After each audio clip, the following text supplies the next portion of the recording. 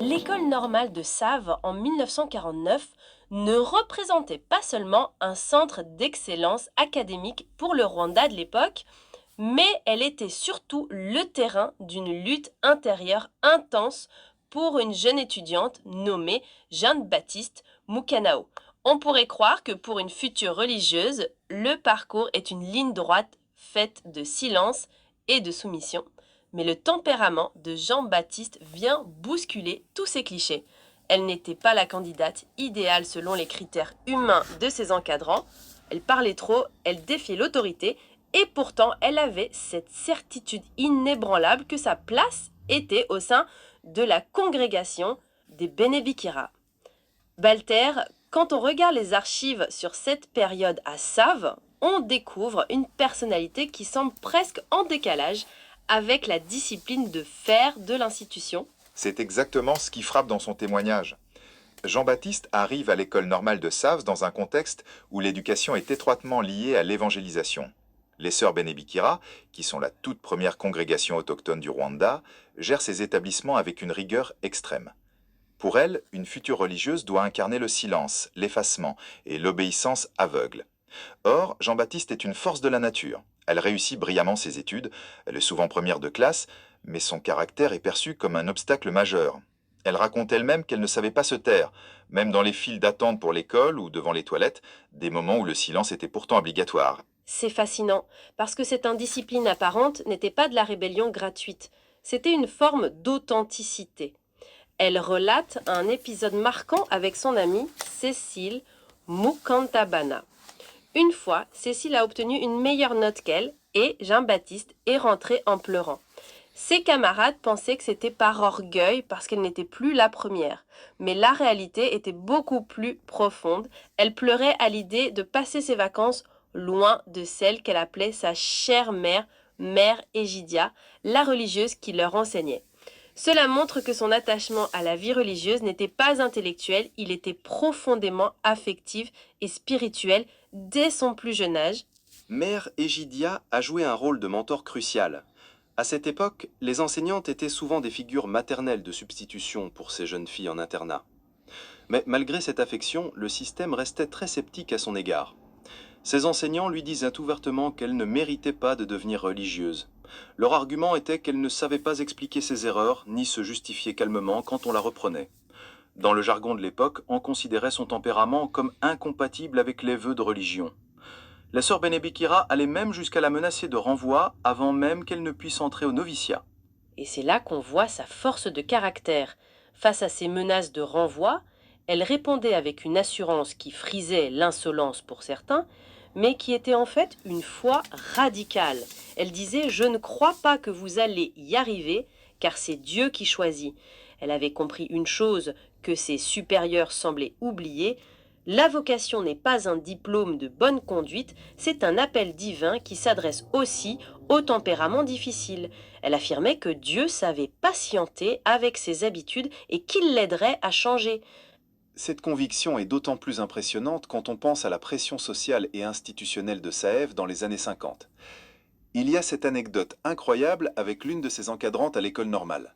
Cette femme, une super comme elle l'appelle, lui a lancé un défi presque cruel. « Si tu es admise chez les religieuses, je sortirai de la communauté le même jour. » C'était une façon de lui dire qu'elle était l'antithèse absolue d'une sainte. Jean-Baptiste ne s'est pas démonté. Elle a répondu « Dépêche-toi, parce que j'y entre directement après mes études. » C'est une répartie d'une audace folle pour une élève face à son encadrante. Ce qui est tragique et ironique dans cette histoire, c'est la suite. Jean-Baptiste souligne que cette même personne qui se croyait si exemplaire a plus tard été diagnostiquée d'une maladie mentale et a dû quitter la congrégation. Ce n'est pas dit avec méchanceté par Jean-Baptiste, mais comme une illustration de la fragilité des jugements humains. Elle disait souvent que Dieu ne cherche pas seulement les saintes déjà accomplies, mais qu'il l'avait choisie, elle, précisément pour la rendre sainte. Elle se sentait portée par une volonté qui dépassait les règlements de l'école de Saint-Dié-Geneviève. Il faut aussi replacer cela dans le contexte des sœurs Bénébékira. Cette congrégation, dont le nom signifie « fille de la Vierge », a été fondée par Monseigneur Jean-Joseph Herth. Leur mission était d'évangéliser par l'exemple, surtout à travers l'éducation et la santé. L'école de Save était leur bastion. En 1953, juste après les années de Jean-Baptiste à l'école normale, la congrégation a élu sa première mère générale rwandaise, sœur Thérèse Kamujisha. On était à un plein tournant vers l'autonomie de l'église locale. Jean-Baptiste Mukanao fait partie de cette génération charnière qui a dû concilier les traditions rigoristes des missionnaires avec une identité rwandaise vibrante et parfois moins formelle. C'est un point essentiel. Sa difficulté à rester silencieuse n'était pas aussi le reflet d'une culture rwandaise où la parole et l'échange sont au cœur de la vie sociale, contrairement au silence monastique européen imposé. Jean-Baptiste provoquait les autres pendant les moments de silence obligatoires. Elle parlait même à leur place. C'était une sorte de débordement de vie. Elle ne voyait pas le silence comme une fin en soi, mais comme une contrainte qui parfois étouffait la vérité de l'instant. Tout à fait. Et pourtant, elle a réussi. Elle est devenue l'une des figures marquantes de l'éducation au Rwanda. Elle a prouvé que son indiscipline était en réalité une résilience nécessaire. Les années 1949 à 1952 à Save ont été son épreuve du feu. Elle y a appris que la réussite académique, ses fameuses premières places, était facile pour elle, mais que le vrai défi était de faire accepter sa personnalité dans un cadre qui ne l'avait pas prévu. Elle est restée reconnaissante envers Dieu, disant qu'il l'avait apaisée dans son testament, une expression qui suggère une paix intérieure trouvée malgré les tempêtes extérieures. Elle mentionne souvent que ce qu'elle apprenait à Sarave était très facile. C'est une remarque intéressante. Cela suggère qu'elle n'était pas stimulée intellectuellement par le programme standard, ce qui peut expliquer pourquoi elle cherchait d'autres formes d'interaction, parfois au détriment des règles. Pour un esprit aussi vif, le conformisme de la file d'attente devait être une torture, mais elle a su transformer cette énergie en une vocation de service. Elle a vu en Dieu un allié contre les préjugés de ses propres enseignants. C'est la dimension la plus inspirante de son passage à Save. Elle nous montre qu'une institution, aussi prestigieuse soit-elle, peut parfois se tromper sur le potentiel d'un individu.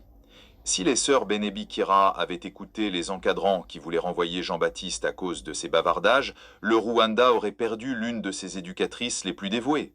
Son histoire nous rappelle que la sainteté ou la réussite ne passe pas forcément par le moule préétabli. Elle a habité ses erreurs, elle a assumé son tempérament, et elle a fini par s'intégrer dans la volonté divine telle qu'elle l'apercevait. En fin de compte, ces années à l'école normale de Save n'ont pas seulement formé une enseignante, elles ont forgé une femme de conviction. Entre les larmes de nostalgie pour Mère Egidia et les joutes verbales avec ses surveillantes, Jeanne Battista Mukanao a tracé un chemin unique. Elle a transformé un milieu de contraintes en un espace de croissance spirituelle. Sa vie à Save est un plaidoyer pour l'acceptation des tempéraments atypiques au sein des structures les plus rigides. Et c'est ce qui rend son récit si moderne. Aujourd'hui encore, on parle beaucoup de l'importance de laisser les élèves exprimer leur singularité. Jean-Baptiste le faisait déjà en 1950, avec les moyens du bord et une foi qui lui servait de boussole. Elle n'a jamais douté, même quand tout le monde lui disait qu'elle n'était pas faite pour cette vie. Cette certitude que Dieu ne ment pas a été son moteur principal pour traverser ces 3 années décisives. Son parcours nous invite à porter un regard plus nuancé sur nos propres limites et sur celles que les autres tentent de nous imposer. Elle a su voir au-delà des règlements pour toucher l'essentiel de sa mission. Si l'histoire de Jean-Baptiste Mukanao à Save vous a touché, n'hésitez pas à partager cet épisode autour de vous pour faire découvrir ce destin hors du commun.